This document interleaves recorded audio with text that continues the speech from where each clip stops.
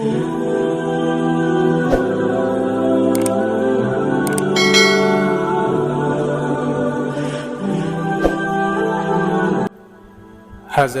ابو ہریرہ رضی اللہ تعالی عنہ سے روایت ہے کہ ایک شخص نے رسول اللہ صلی اللہ علیہ وسلم سے عرض کیا کہ صدقے کا ثواب زیادہ ہے؟ آپ صلی اللہ علیہ وسلم نے فرمایا، زیادہ ثواب کی صورت یہ ہے کہ تم ایسی حالت میں صدقہ کرو جب کہ تمہاری تندرستی قائم ہو اور تمہارے اندر دولت کی چاہت اور اس کو اپنے پاس رکھنے کی حرص ہو۔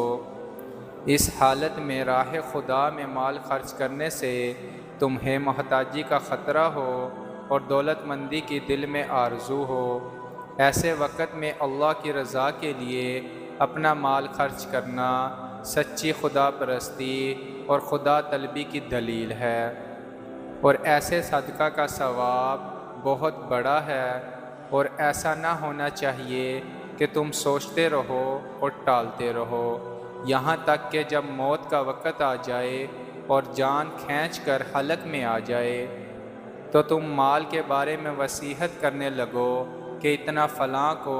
اور اتنا فلاں کو، حالانکہ اب تو مال تمہاری ملکیت سے نکل کر فلاں فلاں کا یعنی وارثوں کا ہو ہی جائے گا۔ انسانوں کی یہ عام کمزوری ہے کہ جب تک وہ تندرست اور توانا ہوتے ہیں اور موت سامنے نہیں کھڑی ہوتی، وہ اللہ کی راہ میں خرچ کرنے سے بخل کرتے ہیں۔ شیطان ان کے دلوں میں وسوسہ ڈالتا ہے کہ اگر ہم نے راہ خدا میں خرچ کیا تو ہمارے پاس کمی ہو جائے گی، ہم خود محتاج ہو جائیں گے، اس لیے ان کا ہاتھ نہیں کھلتا۔ لیکن جب موت سامنے آ جاتی ہے اور زندگی کی امید باقی نہیں رہتی تو انہیں صدقہ یاد آتا ہے۔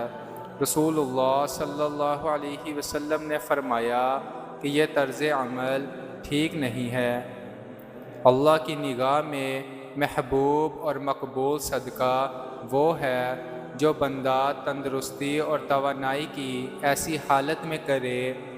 کہ اس کے سامنے اپنے مسائل اور اپنا مستقبل بھی ہو، اس کے باوجود وہ اللہ کی رضا جوئی کے لیے اور آخرت کے ثواب کی امید میں اور رب کریم کے وعدوں پر یقین اور اعتماد کرتے ہوئے